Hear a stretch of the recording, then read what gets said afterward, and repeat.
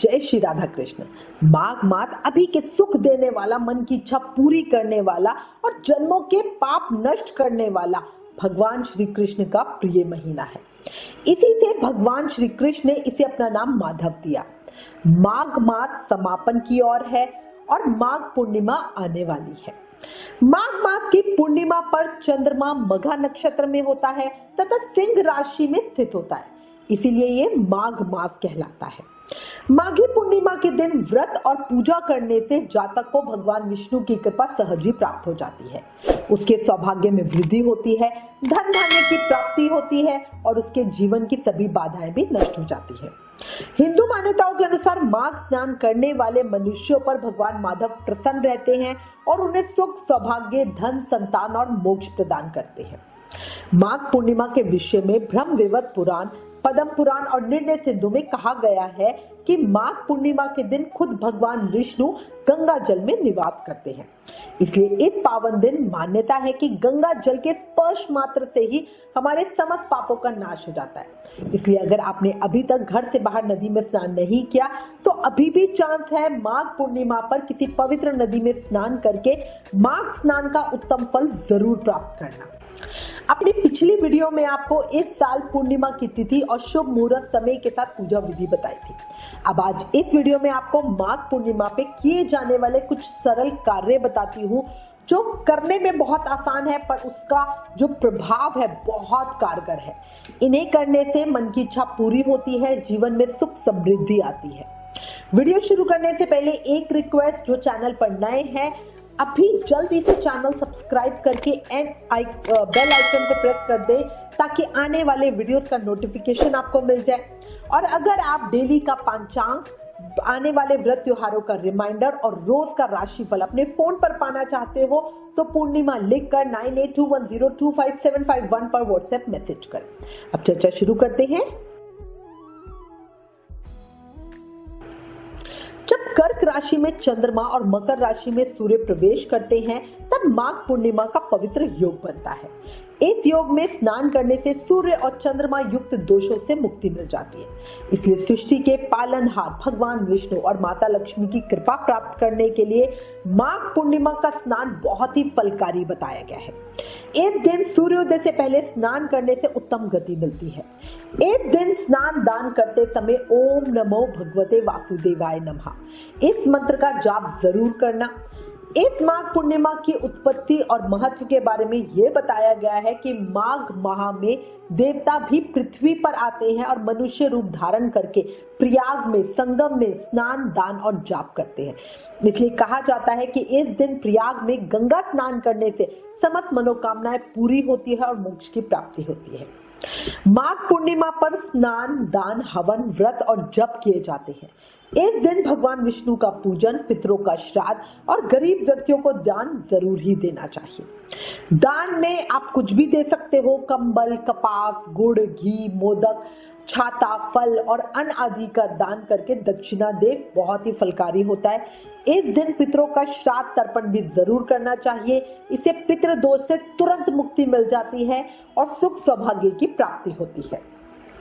माघ पूर्णिमा के दिन संत रविदास जी का, जिनको रैदास भी कहा जाता है, उनकी जयंती मनाई जाती है। इसी दिन वाग देवी अर्थात सरस्वती जी का जो स्वरूप है ललिता महाविद्या, उनकी भी जयंती मनाई जाती है। इसके अलावा होली से एक महीने पहले माघ पूर्णिमा के दिन होली का डंडा लगाया जाता है, जिस कारण इसको होली का डंडा रोपण पूर्णिमा भी कहा जाता है। ऐसा माना जाता है कि माघ पूर्णिमा के दिन चंद्रमा अर्थात भगवान रजनीश 16 कलाओं से परिपूर्ण होकर अमृत की वर्षा करते हैं और लोगों को यश देते हैं। सबसे पहले मैं चर्चा कर रही हूं कि माघ पूर्णिमा पे हमें क्या करना चाहिए। तो देखो, माघ पूर्णिमा के दिन भगवान विष्णु की पूजा करें, तो उन्हें तिल चढ़ाने और दान देने से पापों से सहज में ही मुक्ति मिल जाती है।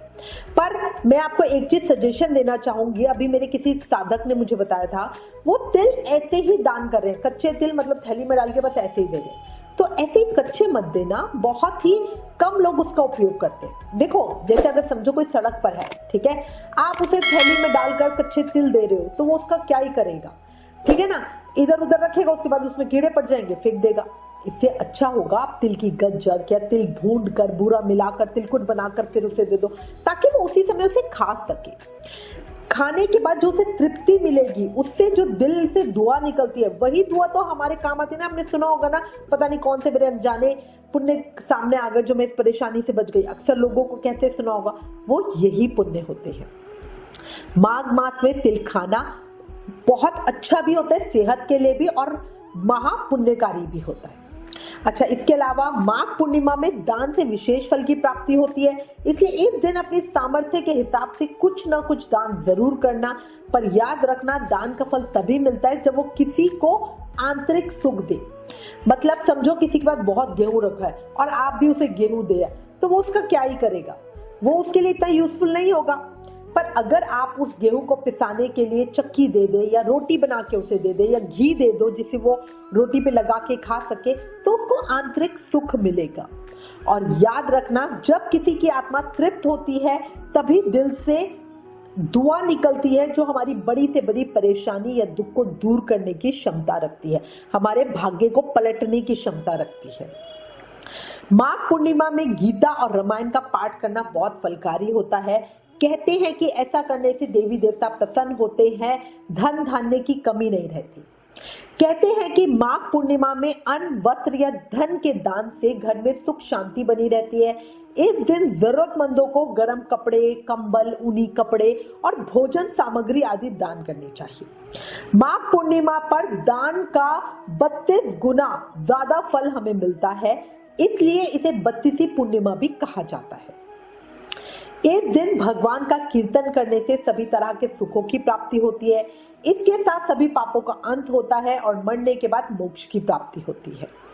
माघ पूर्णिमा के दिन तिल, कंबल, अन्न, फलों का दान किसी योग्य ब्राह्मण को करने से ब्रह्मलोक की प्राप्ति होती है। अगर आप किसी ब्राह्मण को दान नहीं कर सकते तो आप ये दान किसी निर्धन व्यक्ति को भी कर सकते हैं। याद रखना, इस दिन गायों को हरा चारा खिलाना, पंछियों को दाना पानी डालना बहुत बहुत अच्छा होता है। माघ पूर्णिमा के दिन भगवान शिव का पंचामृत अभिषेक करने से समस्त ऐश्वर्यों की प्राप्ति होती है। एक और बात याद रखें, पूर्णिमा के दिन माता लक्ष्मी को मिश्री और मखाने की खीर का भोग लगाने से धन धान्य में वृद्धि होती है। इसके अलावा इस दिन चावल दान करने से जातक को चंद्र ग्रह की अनुकूलता प्राप्त होती है। इस दिन गंगा नदी में स्नान करना चाहिए, और अगर आप ऐसा नहीं कर सकते तो घर में ही अपने नहाने के जल में गंगा जल मिलाकर नहाएं, और नहाते समय कुशा अपने पास रखें। ऐसा करने से जातक निरोगी होता है और साथ ही उसके पापों का नाश होता है। पूर्णिमा के दिन भगवान सत्यनारायण का व्रत और पूजन जरूर करें। ऐसा करने से जातक को सुख समृद्धि की प्राप्ति होती है। इस दिन घर के मुख्य द्वार पर आम के पत्तों का तोरण बांधने से घर में लक्ष्मी का स्थायी वास होता है और जातक को देवी लक्ष्मी की कृपा सहज में ही मिल जाती है। इस दिन भगवान शिव की पूजा करने से जातक को अत्यंत शुभ फलों की प्राप्ति होती है। इस दिन पीपल के पेड़ की पूजा करने से माँ लक्ष्मी प्रसन्न होती हैं। पूर्णिमा के दिन, ये तो हमारे ब्रह्मवैवर्त पुराण में भी लिखा है कि पूर्णिमा मावस जो शुभ तिथियां होती है, इसमें ब्रह्मचार्य का कठोरता से पालन करना चाहिए। इस दिन सात्विक भोजन करना चाहिए बिना प्याज लहसुन का। पौराणिक मान्यता के अनुसार माघ पूर्णिमा पर जगत के पालन करता भगवान श्री हरि विष्णु और हनुमान जी की पूजा करने से महासुखों की प्राप्ति होती है और भक्तों के मन की इच्छाएं पूरी होती है। इस दिन पितरों का तर्पण करने और उनके नाम का दान करने से पितरों का आशीर्वाद मिलता है। इस दिन पीले कपड़े पहनना बहुत ही फलकारी होता है, बहुत शुभ फल देने वाला होता है। देखो, अभी मैंने आपको बातें बताई हैं जो हमें पूर्णिमा पे करनी चाहिए। अब कुछ मैं बातें बताती हूँ जो स्पेशली आपको पूर्णिमा तिथि पे ध्यान रखनी है। पूर्णिमा तिथि के दिन माता लक्ष्मी की उपासना करते समय काले रंग के वस्त्र भूलकर भी ना पहने। ऐसे करने से नेगेटिविटी बढ़ती है और पूजा पाठ में मन नहीं लगता। दूसरी चीज है, पति पत्नी संयम पे रहें। पूर्णिमा तिथि पे कभी भी संबंध नहीं बनाने चाहिए। स्वास्थ्य के लिए और वंश के लिए, दोनों के लिए हानिकारक होता है। पूर्णिमा पे तुलसी भी तोड़ी नहीं जाती। माघ पूर्णिमा के दिन इस बात का विशेष ध्यान रखें कि घर में किसी भी तरह की कलह या तनाव की स्थिति ना हो। ऐसा करने से माता लक्ष्मी चौखट पे आके वापस लौट जाती है। इस दिन देर तक ना सोए, इससे दुर्भाग्य आता है। इस दिन बाल और नखून भी नहीं काटे जाते, दरिद्रता बढ़ती है। तामसिक भोजन, मांस मदिरा से दूर रहना, वरना बहुत जीवन में कष्ट उठाना पड़ेगा। अच्छा, माघ पूर्णिमा पे हमें कम बोलना चाहिए ताकि हम गलती से भी वो शब्द ना बोल दें जिससे किसी का दिल दुखे। किसी की निंदा नहीं करनी चाहिए, बुराई चुगली दूर रहना, दिन में सोना नहीं, जानवरों को परेशान मत करना, पौधे मत तोड़ना, इन सभी बातों का विशेष रूप से ध्यान रखना। अब मैं आपको माघ पूर्णिमा पे करने वाले कुछ विशेष कार्य बताती हूँ। करने में बहुत सरल है बट प्रभाव इनका बहुत ज्यादा है। करके देखना, बहुत आपको जीवन में फर्क दिखेगा। माघ मास की पूर्णिमा पर किसी नए कारोबार की शुरुआत आप कर सकते हैं, इससे निश्चित ही लाभ होगा। ऐसा करने से व्यापार शीघ्रता से उन्नति करता है और हानि पैदा करने वाले दोष उत्पन्न नहीं होते। अगर आप नए घर को खरीदने का विचार बना रहे हो तो इस दिन आप ये भी कर सकते हो। माना जाता है कि माघ पूर्णिमा के दिन नया घर खरीदने से चंद्रमा, शुक्र, गुरु और मंगल के साथ साथ सभी ग्रहों की कृपा मिल जाती है। वहीं अगर आप नौकरी बदलना चाहते हैं तो इसके लिए माघ पूर्णिमा का दिन बहुत शुभ है। मान्यता है इस शुभ दिन पर नई नौकरी की शुरुआत करना जीवन में लाभ देने वाला होता है, तरक्की देने वाला होता है। माघ पूर्णिमा पर तुलसी महारानी की स्पेशल पूजा जरूर करना। माघ पूर्णिमा के दिन सुबह जल्दी उठकर स्नान आदि करना, इसके बाद व्रत का संकल्प करना और भगवान विष्णु के मंत्रों का जाप करना। मंत्र जाप के बाद रंगोली जरूर बनाना घर पे, माँ तुलसी को उस पर विराजित करना। इसके बाद अक्षत और रोली से माँ तुलसी की विशेष पूजा करना। माँ तुलसी के साथ भगवान विष्णु को भोग अर्पित करना। ऐसा करने की सौभाग्य की प्राप्ति होती है। माघ पूर्णिमा के दिन माँ तुलसी की पूजा करने के बाद 11 परिक्रमा जरूर लगाना। ज्यादा में आप 108 भी लगा सकते हो। इससे बहुत जीवन में फर्क पड़ता है। और लास्ट में माता की आरती जरूर करना, सब में प्रसाद बांटना। इस दिन भजन कीर्तन करना भी बहुत शुभ माना गया है। अगर आप धन की देवी माँ लक्ष्मी की कृपा चाहते हैं तो माघ पूर्णिमा पे तुलसी पूजा जरूर करना।